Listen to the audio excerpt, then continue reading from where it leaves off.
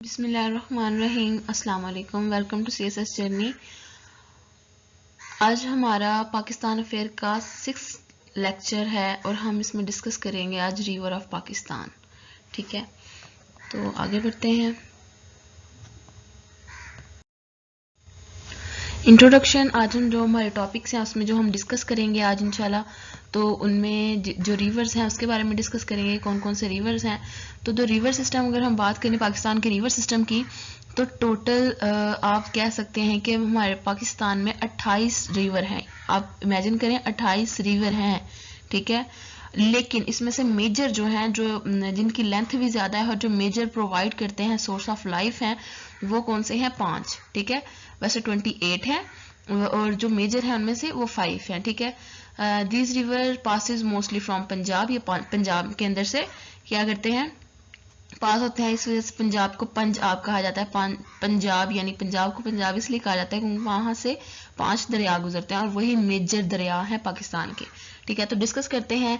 First दरिया है हमारे पास इंडस रिवर, सेकंड वाला है जी Jhelum river, next Chenab, Ravi, Sutlej river, and फिर सम स्मॉल अदर्स जो बाकी बचते हैं, थोड़ा बहुत जो मशहूर है उनमें से और जो पॉपुलर है उसके बारे में डिस्कस करेंगे कि वो कौन कौन से उनके नाम देखेंगे और इनके बारे में ज़रा डिस्कस करेंगे कि ये कहाँ कहाँ पर पाए जाते हैं और ये कहाँ से ओरिजिनेट हो रहे हैं और किस कहाँ पे जाकर ये गिर रहे हैं और कहाँ पे ये फॉल कर रहे हैं। ठीक है, तो चलते। और one of the largest river with the total length of 3180 kilometre. तो इसकी जो लार्जेस्ट लेंथ है जो इंडस रिवर है, ये एक दुनिया के बड़े दरियाओं में इसका शुमार होता है। जो दुनिया के सबसे बड़े दरियाओं की आप अगर बात करें तो उनमें से एक जो है वो इंडस रिवर है और इसकी जो लेंथ है वो 3180 किलोमीटर है। नॉट अ मीटर्स की, किलोमीटर्स की बात की जा रही है। हमने कल जो पढ़े थे माउंटेन्स रेंजेस पढ़ी थी, उसके अंदर क्या था जी? वो मीटर्स के अंदर हम उसकी मेजरमेंट ले रहे थे। यहाँ पर हम किलोमीटर्स की बात करें। ठीक है, तो आगे देखते हैं। It's the major source of life, domestic consumption and agriculture dependence की, यानी हमारे जो घरों की जो मेजर ज़रूरत है पूरे पाकिस्तान की, वो इसके ज़रिए पूरी हो रही है क्योंकि ये पूरे पाकिस्तान में से गुजर रहा है। एक्सेप्ट ये बलोचिस्तान के अंदर एंटर नहीं होता, लेकिन वैसे ये KP के, गिलगित, पंजाब और सिंध में भी एंटर हो रहा है। ठीक है, तो इसकी वजह से क्या है कि मेजर सोर्स ऑफ लाइफ है पाकिस्तान का। यहाँ से मेजर पानी जो होता है ना, यहाँ से लिया जाता है, जो घरों में भी इस्तेमाल हो रहा है। और एग्रीकल्चर यानी जहाँ इसमें से अंदर दरिया, उसके नेक्स्ट छोटे दरिया निकाल रहे हैं और उसके बाद हम क्या कर रहे हैं जी? इसके अंदर नहरें निकाल कर तो एग्रीकल्चर को पानी प्रोवाइड कर रहे हैं ना, इस तरह वाटर प्रोवाइड कर रहे हैं। तो क्या होता है जी? यहाँ पर ये मेन सोर्स है हमारा पाकिस्तान में एग्रीकल्चर सिस्टम को सपोर्ट करने वाला। ठीक है, आगे बात करते हैं। The main tributaries of Indus river और Balram river, Gilgit river, sorry यहाँ पे मिस्टेक हो गई है लिखने में, Gilgit river, Kabul river, Ravi river, Jhelum river और चिनाब रिवर। ठीक है, अब आप बोलेंगे कि ये ट्रिब्यूटरीज क्या होती हैं, तो ये आप कह सकते हैं कि छोटे छोटे दरिया, अगर आप बात करें छोटे छोटे दरिया अगर मिलते हैं तो, या छोटी छोटी नदियां मिलती हैं तो वो जाके किसी बड़े दरिया के अंदर गिर जाते हैं, तो उसको हम क्या करते हैं? ट्रिब्यूटरीज। ठीक है, तो आगे बढ़ते हैं। तो ये देखें, यहाँ से आप ये देखें, यहाँ से ये निकल रहा है ईस्टर्न, जो साउथ ईस्टर्न पार्ट है ऑफ कश्मीर वैली, यानी कि ये अगर हमारे पास कश्मीर है ना, तो इसके नीचे वाली जगह को हम बोलेंगे साउथ। नीचे साउथ आता है ना, तो यहाँ से नीचे वाली जगह पे तो साउथ आता है, तो south as well eastern part.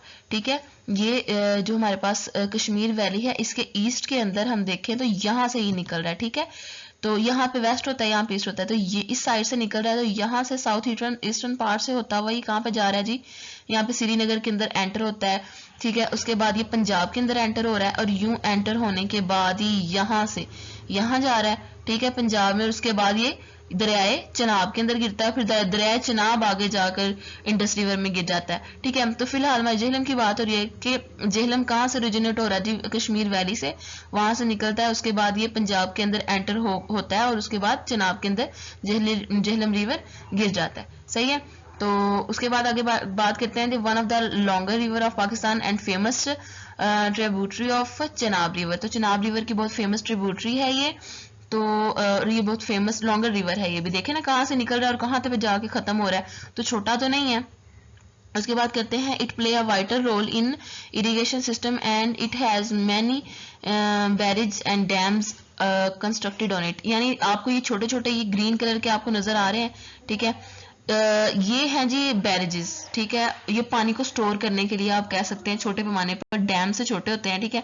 तो इनको लगाया जाता है। और उसके बाद ये जो आपको रेड कलर में नजर आ रहे हैं ये होते हैं डैम्स, बड़े डैम्स, यानी पानी को बहुत बड़ी मिकदार में स्टोर करने के लिए जो ये डैम्स बनाए जाते हैं, ठीक है। डैम्स के बारे में आपने सुना होगा, डैम्स बनाए, बिजली बनाए, और उसके बाद बहुत से स्टोरेज के लिए सैलाब कम आते हैं, अगर डैम्स हों तो पानी वहाँ पे स्टोर हो जाता है।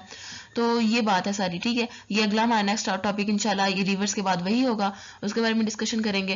तो ये बड़ी बहुत लंबा सारा दरिया है यहाँ पे, ठीक है। नेक्स्ट बात करते हैं हम चनाब रिवर की।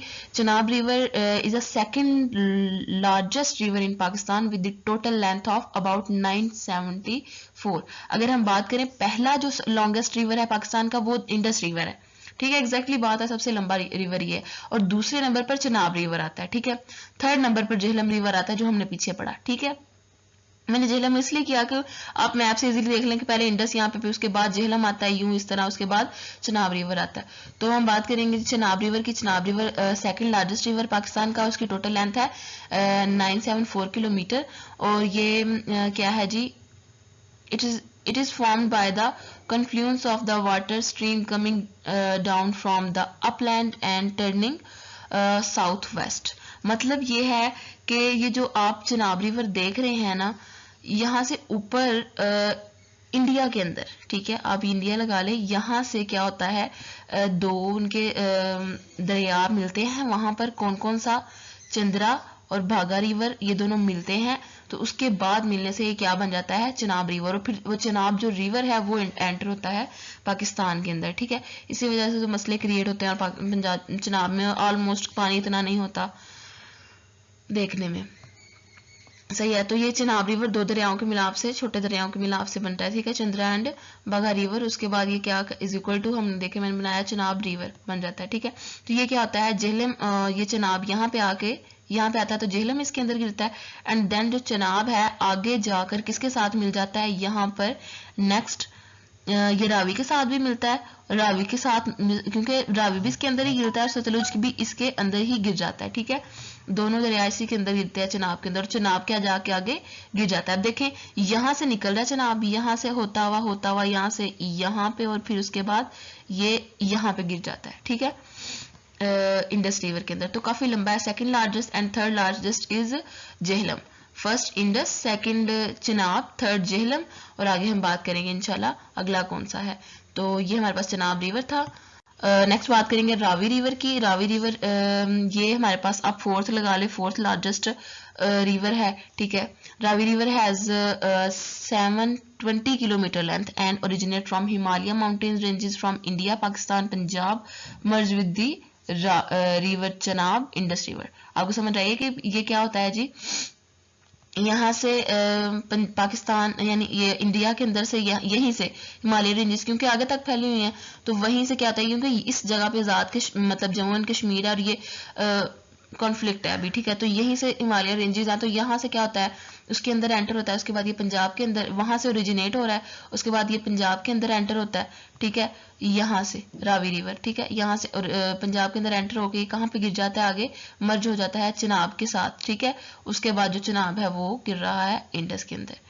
ये हमारे पास रावी रिवर था कि रावी रिवर कहाँ से ओरिजिनेट हो रहा है, हो वहीं से रहा है, हिमालय से, ठीक है, हिमालय रेंज से ये ओरिजिनेट हो रहा है। Fourth largest river of Pakistan है, और उसके बाद ये पंजाब में एंटर होने के बाद चनाब में गिरता है। चनाब किस में गिरता है, इंडस में, ठीक है। और आगे चलते हैं, बात करते हैं सतलुज रिवर की। सतलुज रिवर जी हमारे पास फिफ्थ लार्जेस्ट रिवर है पाकिस्तान का। 5 बड़े दरिया हैं जिसमें से फिफ्थ नंबर पर कौन सा आता है, सतलुज रिवर आता है। It flow from the historic region of Punjab in northern India and Pakistan. यानी कि जो हमारे पास जो पंजाब का नॉर्दर्न पार्ट है इंडिया के अंदर,